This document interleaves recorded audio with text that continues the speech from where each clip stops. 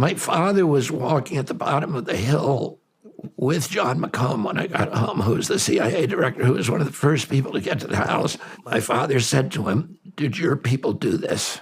So his initial instinct was that the CIA had killed his brother. So I had this extraordinary magical childhood that was, where my house at Hickory Hill in Virginia was 10 minutes from the White House. My father was the most powerful person in government after my uncle. He had run my uncle's campaign. He was now his attorney general, but he had a portfolio across all the agencies. And, he was a young man, 35 years old, and he was running the government. And he was deeply involved. The CIA was only minutes from my house. It was a mile, or less than a mile. I went horseback riding every morning with my dad. We had at that time, there were 9 kids, and each one of us had a horse, and my father would take us galloping across the countryside through the woods, et cetera, every morning before breakfast, and we'd always ride through the CIA campus. That's when the building was first being built, and the CIA had, my father and uncle fired Dulles, but they replaced him with a guy called John McComb, who came to our house every day. We had Cuban brigade members from the Cuban Brigade, 257 Brigade, who were at our house all the time. We had Green Berets climbing on the roof. The house was filled with all of the congressmen and senators. Every meal, there were Supreme Court justices, there were, members of the administration. A lot of the big programs, the civil rights program, were all directed from my house by my father. I would sit behind a couch in the living room when he ordered 20,000 troops down to the University of Alabama to integrate it and to Mississippi. So I grew up in this extraordinary milieu. I'm very, very lucky to have kind of front row seats at all of these events. And then my uncle was killed in 1963. Where were you when he was killed? I was at school, Sidwell Friends School. I got picked up by my mom early, and she was driving us home, and I saw somebody.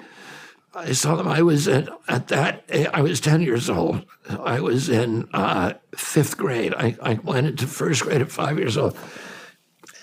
I saw men hauling the flags down to half-staff. And I asked her why they were doing that. She hadn't spoken to me, and she said a bad man shot Uncle Jack. And then I got home.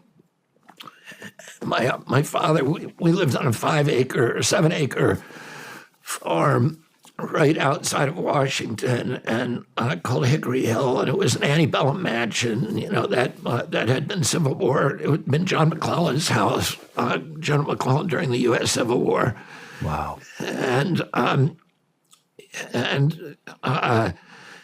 it was a big house with like 25 rooms in it. We had, like I said, 11 kids, and there was always guests in that house. And my father was walking at the bottom of the hill with John McComb when I got home, who was the CIA director, who was one of the first people to get to the house. My father, during that walk, and I ran down to give him a hug, and McComb laughed, but during that walk, my father said to him, "Did your people do this?" So his initial instinct was that the CIA had killed his brother. He made 2 other calls that day. One to the CIA desk officer in Langley, which again was less than a mile from my house, and he asked him the same question. And then he made the same call to Harry Ruiz, who is one of the leaders of the Cuban Brigade, and who was then staying in a hotel in Washington. And he asked him, did your people do this? He suspected it was the Cuban group that had done it. And and then my father then, really shut down for almost a year. He was so shattered by his brother's death. And he started slowly coming out of his shell, and, he ran for Senate a year later in 1964 and won. And then he became this incredible political force.